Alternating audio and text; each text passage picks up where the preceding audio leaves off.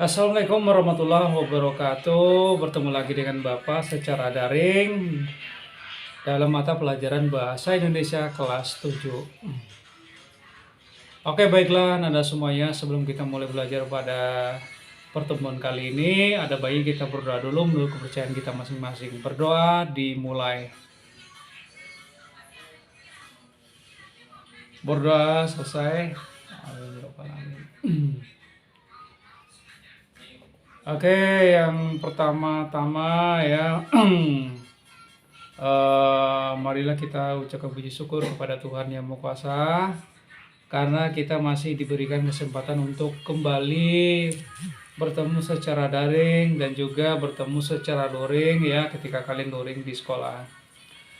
Oke, jadi pada pertemuan pada kali ini sebelum Bapak membahas materi, ada beberapa hal penting yang ingin Bapak sampaikan. Yang pertama adalah yang pertama itu terkait dengan tugas-tugas ya, tugas-tugas daring khususnya bagi kalian yang sudah menerima rapor ya tengah semester. Nah, bagi kalian yang dinyatakan belum tuntas, kalian bisa mengerjakan tugas daring pertama sampai tugas daring ke-12.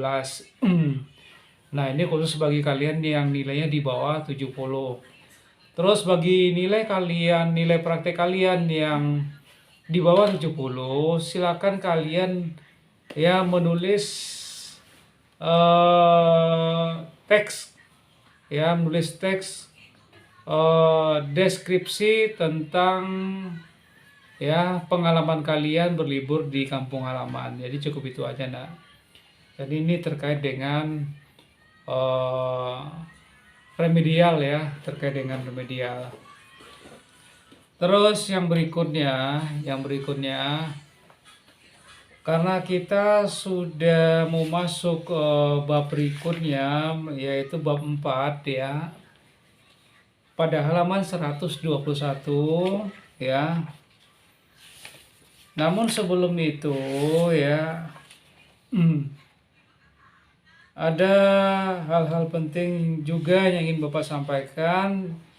Ini terkait dengan teks prosedur ya, terkait dengan teks prosedur.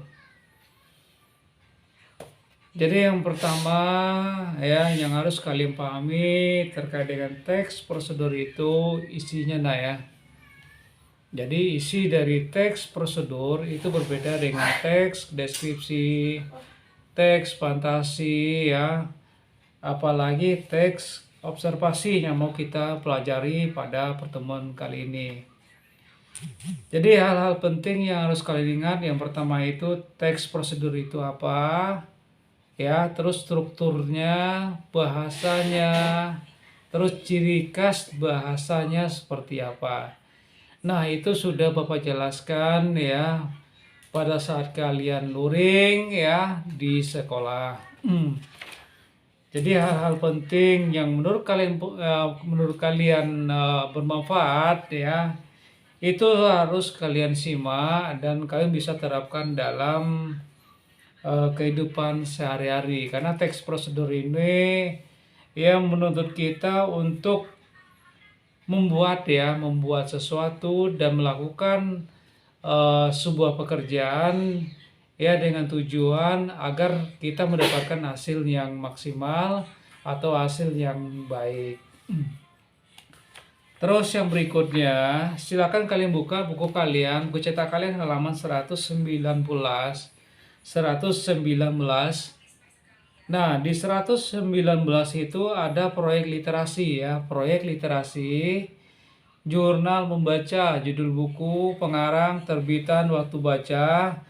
Nah, ini kalian ya diminta, coba kalian perhatikan bacaan teks yang di atas ya, di bawah tulisan proyek literasi. Pada tiap akhir pelajaran siswa diwajibkan membaca buku berbagai resep tradisional, cara membuat cenderamata, tenun batik, tapis, holos, cara memainkan musik daerah dan lain-lain. Hasil bacamu tuangkan pada jurnal harian kamu membaca. Kamu bisa mencatatkan jam kamu membaca secara jujur. Jurnal membaca contohkan berikut ini. Nah ini, jadi ini silakan nanti kalian pindahkan ke dalam buku tugas kalian ya.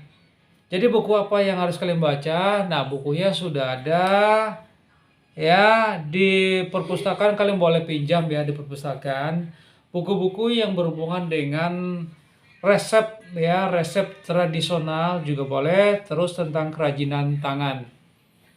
Jadi silakan kalian baca, setelah itu kalian tuliskan judul bukunya apa, pengarangnya siapa, terbitan, waktu baca. Nah, di sini ada tanggal bacanya, ringkasan isi, terus komentar kalian seperti apa.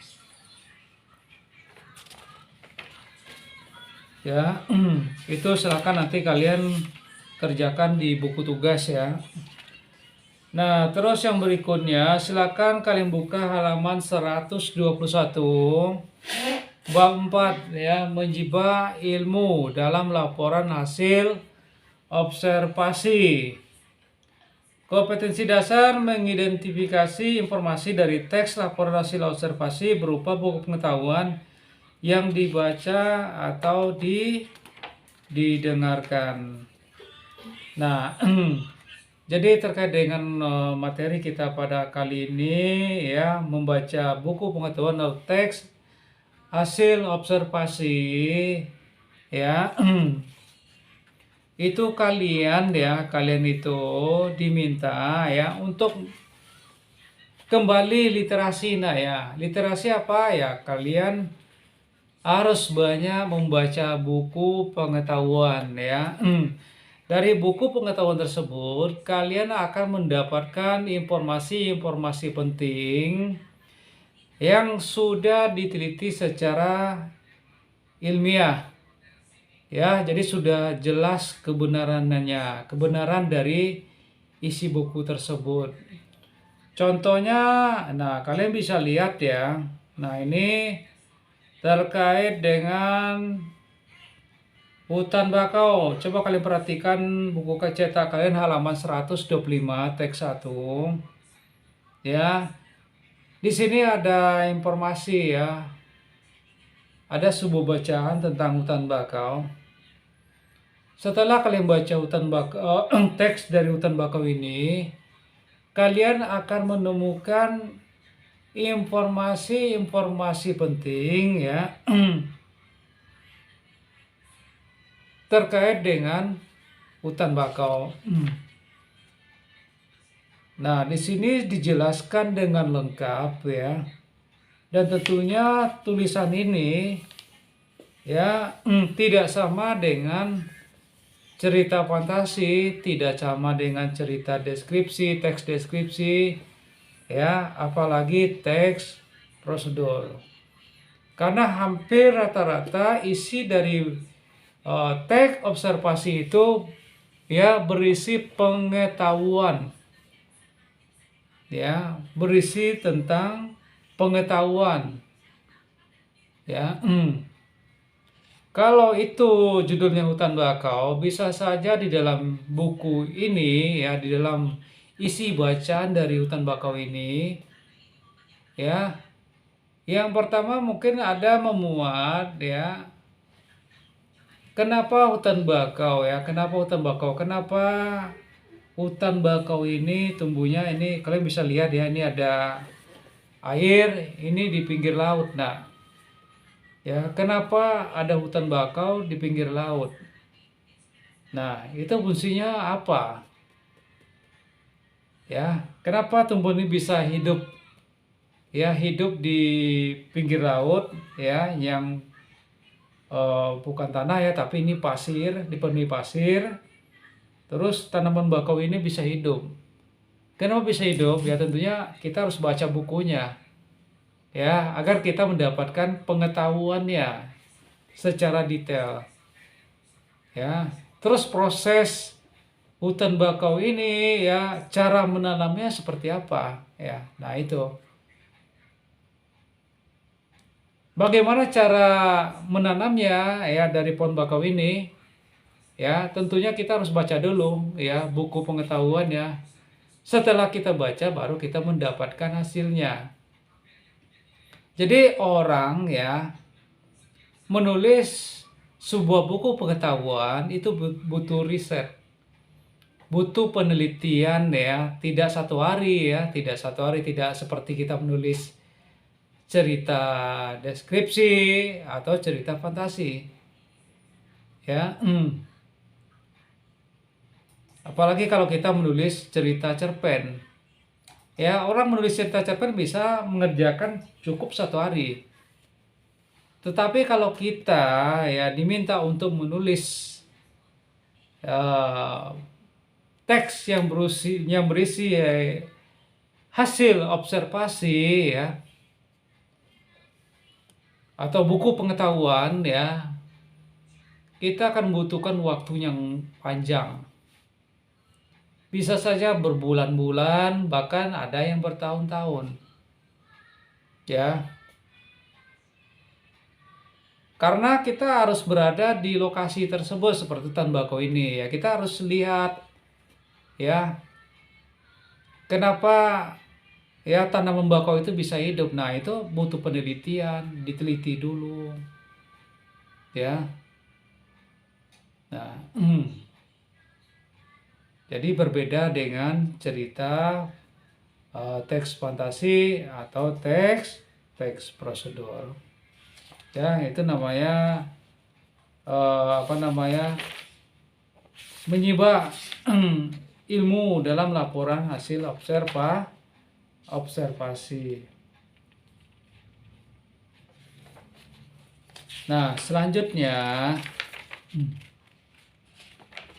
coba kalian perhatikan di buku kecetak kalian halaman 124. Ya, poin A, mengidentifikasi teks hasil observasi. Nah, kalian bisa baca di sana. Ya.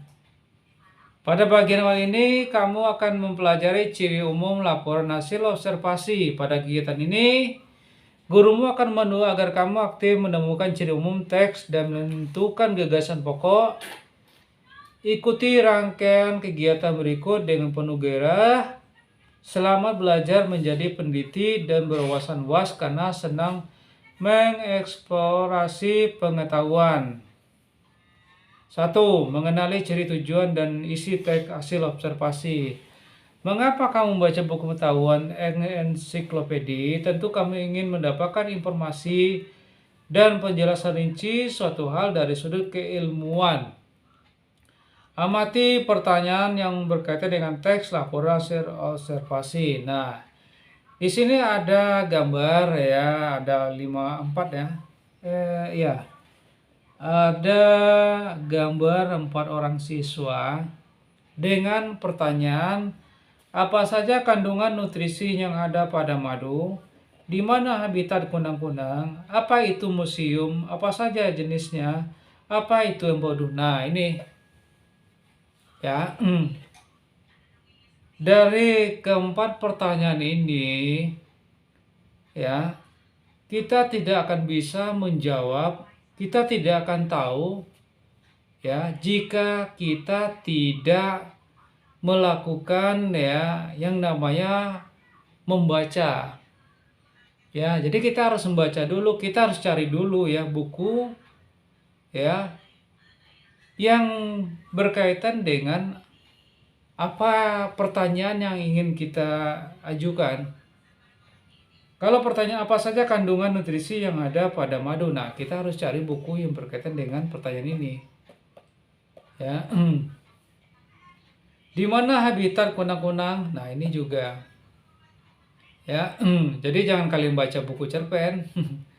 Ya, jangan kalian baca teks prosedur. Jadi itu tidak akan nyambung nah ya. Jadi harus sesuai dengan bidang ilmu ya, pertanyaan yang kita ajukan. Ya. Terus yang berikutnya di sini juga ada teks 2, museum ya. Itu bisa kalian baca juga di rumah. Ya, kalian baca di rumah. Terus yang berikutnya Untuk halaman 128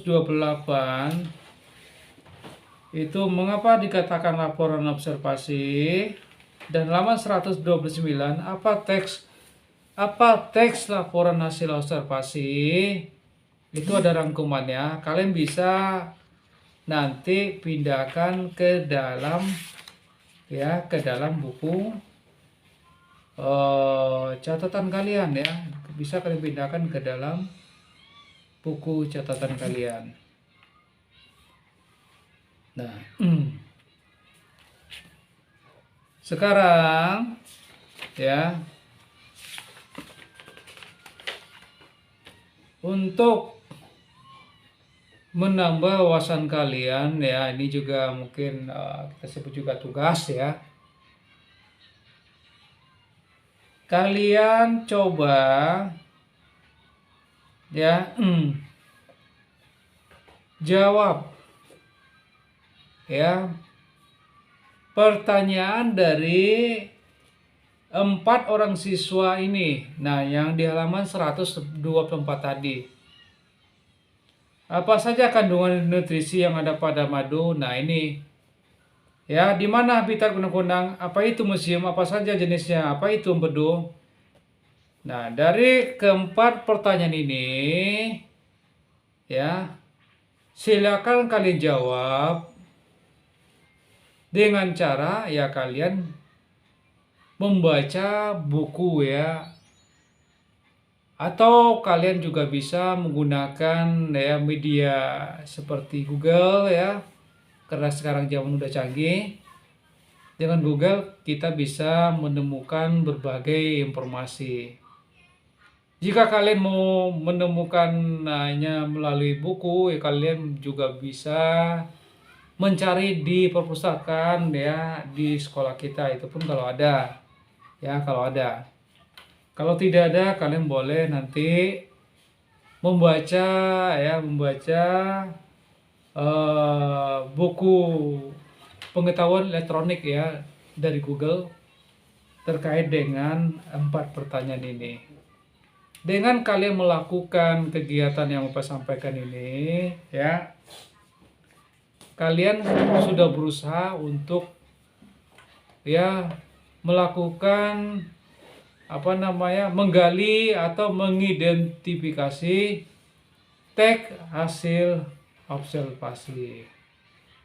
Nah, dari itu dari buku yang kamu bacakan, kamu akan menemukan jawabannya, dan silakan kalian pindahkan ke dalam buku catatan.